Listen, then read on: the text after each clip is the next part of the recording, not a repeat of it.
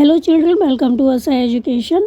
आज हम करेंगे 11वीं क्लास की हिंदी की किताब अंतरा का 14वां चैप्टर संध्या के बाद।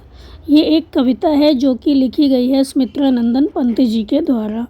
तो इस वीडियो में हम आपको बताएंगे सुमित्रानंदन पंत जी का जीवन परिचय। तो आइए जानते हैं सुमित्रानंदन पंत जी के बारे में। तो सुमित्रानंदन पंत जी हिंदी के महान कवि हैं और हिंदी के महान कवि सुमित्रानंदन पंत जी का जन्म हुआ था उत्तराखंड प्रदेश के अल्मोड़ा ज़िले में स्थित कौसानी नामक गांव में और 1900 में इनका जन्म हुआ था। तो हिंदी कवि सुमित्रानंदन पंत जी का जन्म कहाँ हुआ था? कौसानी गांव में, जो कि उत्तराखंड प्रदेश के अल्मोड़ा ज़िले में है। तो जन्म के कुछ घंटों के पश्चात ही क्या हुआ, इनकी माँ का देहांत हो गया। इनकी माँ चल बसी। तो इनका जो बचपन था प्रकृति की गोद में ही बीता। इनकी प्रारंभिक शिक्षा अल्मोड़ा में तथा उच्च शिक्षा जो हुई थी वो हुई थी बनारस और इलाहाबाद में। जो सुमित्रानंदन पंत जी थे वो गांधीवादी विचारधारा से बहुत अधिक प्रभावित थे और भारत की स्वतंत्रता प्राप्ति में पंत जी ने महत्वपूर्ण भूमिका निभाई। ऐसा माना जाता है कि पंत जी ने काव्य रचना चौथी कक्षा में ही शुरू कर दी थी। बहुत पहले ही इन्होंने काव्य रचना शुरू कर दी थी, परंतु वास्तविक कवि कार्य उनके प्रथम काव्य संग्रह पल्लव 1928 के प्रकाशन के बाद सामने आया।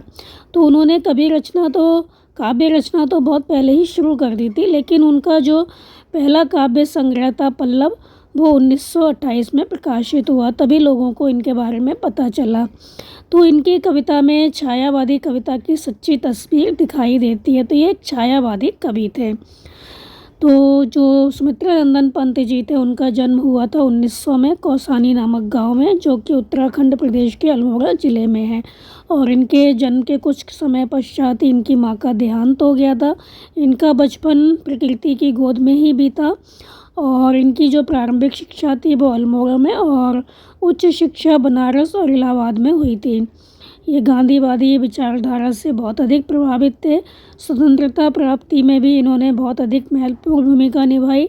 इन्होंने काव्य रचना बहुत पहले ही शुरू कर दी थी, जो कि चौथी कक्षा में ही इन्होंने शुरू कर दी थी, परंतु इनका पहला काव्य संग्रह था पल्लव, जो कि 1928 में प्रकाशित हुआ। तब लोगों को इनके कवि कार्य के बारे में पता चला। इनकी कविता में छायावादी कविता की सच्ची तस्वीर दिखाई देती है। तो ये एक छायावादी कवि हैं। तो सुमित्रानंदन पंत जी छायावादी कवियों में सबसे अधिक भावुक, संवेदनशील और कल्पनाशील कवि माने जाते हैं। उन्होंने प्रगतिशील साहित्य चेतना के विकास में भी महत्वपूर्ण कार्य किया। तो 1938 में उन्होंने रूपाभ नामक पत्रिका का प्रकाशन भी आरंभ किया। यह पत्रिका प्रगतिशील काव्य चेतना को बढ़ावा देती थी। तो पंत जी के काव्य के अनेक सोपान हैं और इनकी मृत्यु 1977 में हुई थी। तो छायावादी कवियों में जो पंत जी थे बहुत अधिक भावुक, संवेदनशील और कल्पनाशील कवि माने जाते थे। उन्होंने प्रगतिशील साहित्य चेतना के विकास में भी महत्वपूर्ण कार्य किया। उन्होंने 1938 में रूपाभ नामक पत्रिका का संपादन किया, प्रकाशन आरंभ किया और यह पत्रिका जो थी वो प्रगतिशील काव्य चेतना को बढ़ावा देती थी। और पंत जी की मृत्यु हुई थी 1977 में, 1977 में। अब देखते हैं कि इनकी रचनाएं कौन कौन सी थी। तो इनकी जो रचनाएं थी वो थी वीणा, ग्रंथि, पल्लव, युगांत, युगवाणी, ग्राम्या, स्वर किरण, उत्तरा, कला और बूढ़ा चांद और लोकायतन। तो अपने जीवन काल में पंत जी ने अनेक पुरस्कार प्राप्त किए। इनको अनेक पुरस्कारों से सम्मानित किया गया। तो इनकी जो लोकायतन रचना थी उसके लिए उनको सोवियत लैंड पुरस्कार, नेहरू पुरस्कार मिला, सोवियत लैंड नेहरू पुरस्कार। और कला और बूढ़ा चांद के लिए साहित्य अकादमी पुरस्कार मिला और चिदम्बरा के लिए इनको भारतीय ज्ञानपीठ पुरस्कार से सम्मानित किया गया। तो इनकी प्रसिद्ध रचनाएं थीं वीणा, ग्रंथि, पल्लव, युगांत, युगवाणी, ग्राम्या, स्वर किरण, उत्तरा, कला और बूढ़ा चांद, लोकायतन और चिदम्बरा। और अपने जीवन काल में इनको बहुत अधिक सम्मान प्राप्त हुए, अनेक पुरस्कारों से सम्मानित किया गया। और उनकी जो रचना थी लोकायतन, उसके लिए उनको सोवियत लैंड नेहरू पुरस्कार मिला। कला और बूढ़ा चांद के लिए इनको साहित्य अकादमी पुरस्कार मिला और चिदम्बरा के लिए इनको भारतीय ज्ञानपीठ पुरस्कार मिला। अब हम देखते हैं इनकी साहित्यिक विशेषताएं। तो सुमित्रा नंदन पंत जी प्रकृति के चितेरे कवि माने जाते हैं, मतलब इन्होंने अपनी कविताओं में प्रकृति का बहुत ज़्यादा वर्णन किया है। छायावादी काव्य के अंतर्गत उन्होंने प्रकृति और मानवीय सौंदर्य के अनेक चित्र खींचे हैं। तो उनकी रोमानी दृष्टि के कारण प्रकृति और मानवीय सौंदर्य में अद्भुत रोमांच पैदा हो गया है। प्रगतिवादी काव्य के अंतर्गत उन्होंने ग्राम्य, उत्तरा और स्वर किरण जैसी रचनाओं में सामाजिक अनुभूतियों को व्यक्त किया है। उनकी परवर्ती रचनाएं, जो उनकी बाद की रचनाएं थी, उसमें कल्पनाशीलता के साथ साथ यथार्थवादी चित्रण किया गया है और रहस्य अनुभूति, मानवतावादी दृष्टिकोण और समाजवादी आदर्श उनके काव्य की अन्य विशेषताएं हैं। तो उनकी साहित्यिक विशेषताएं क्या हैं? जो सुमित्रा नंदन पंत जी हैं, उन्होंने प्रकृति का बहुत अधिक वर्णन किया है अपनी रचनाओं में। छायावादी काव्य के अंतर्गत उन्होंने प्रकृति और मानवीय सौंदर्य के अनेक चित्र खींचे हैं। उनकी रोमानी दृष्टि के कारण प्रकृति और मानवीय सौंदर्य में अद्भुत रोमांच पैदा हो गया है। प्रगतिवादी काव्य के अंतर्गत उन्होंने ग्राम्य, उत्तरा और स्वर किरण जैसी रचनाओं में सामाजिक अनुभूतियों को व्यक्त किया है। उनकी जो बाद की रचनाएं हैं उसमें उनकी कल्पनाशीलता दिखाई देती है और साथ साथ यथार्थवादी चित्रण दिखाई देता है। रहस्य अनुभूति, मानवतावादी दृष्टिकोण और समाजवादी आदर्श उनके काव्य की अन्य विशेषताएं हैं।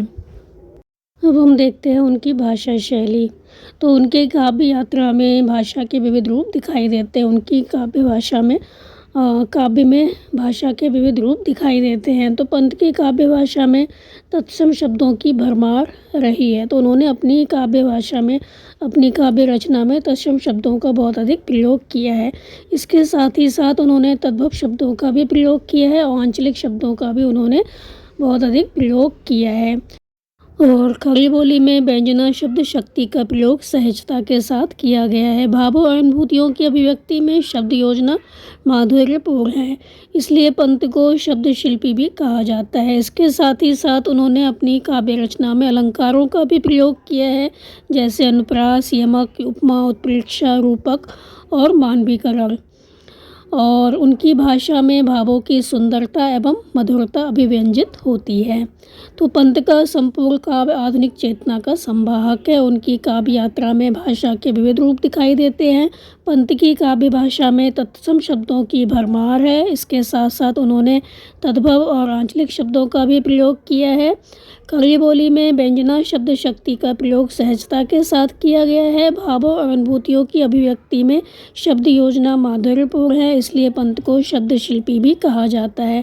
तो उनकी रचना में तद्भव शब्दों का प्रयोग हुआ है, तत्सम शब्दों का भी प्रयोग हुआ है और वहाँ की बोलचाल की जो भाषा है, जहाँ भी उन्होंने कविता लिखी है, जिस गाँव के बारे में उन्होंने लिखा है, वहाँ की बोलचाल की भाषा भी उन्होंने प्रयोग की है। तो उनकी रचना में खड़ी बोली का भी प्रयोग किया गया है। भावों और अनुभूतियों की अभिव्यक्ति में शब्द योजना जो है माधुर्यपूर्ण है, इसलिए पंत जी को शब्द शिल्पी भी कहा जाता है। उन्होंने शब्दों का बहुत अच्छे ढंग से प्रयोग किया है। इसके साथ ही साथ उन्होंने अलंकारों का भी प्रयोग किया है, जैसे अनुप्रास, यमक, उपमा, उत्प्रेक्षा, रूपक और मानवीकरण।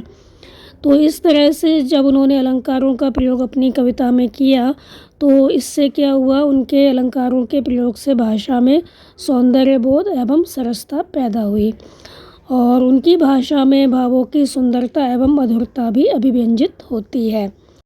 तो ये था सुमित्रा नंदन पंत जी का जीवन परिचय, जिसमें हमने बताया कि सुमित्रा नंदन पंत जी का जन्म कब और कहाँ हुआ, उनकी मृत्यु कब हुई, उनकी भाषा शैली क्या है, उनकी रचनाएं कौन कौन सी थी। तो उम्मीद है आपको उनका जीवन परिचय अच्छे से समझ में आ गया होगा। तो आप हमारे चैनल को लाइक कीजिए, सब्सक्राइब कीजिए और शेयर करना बिल्कुल मत भूला करिए। Thank you.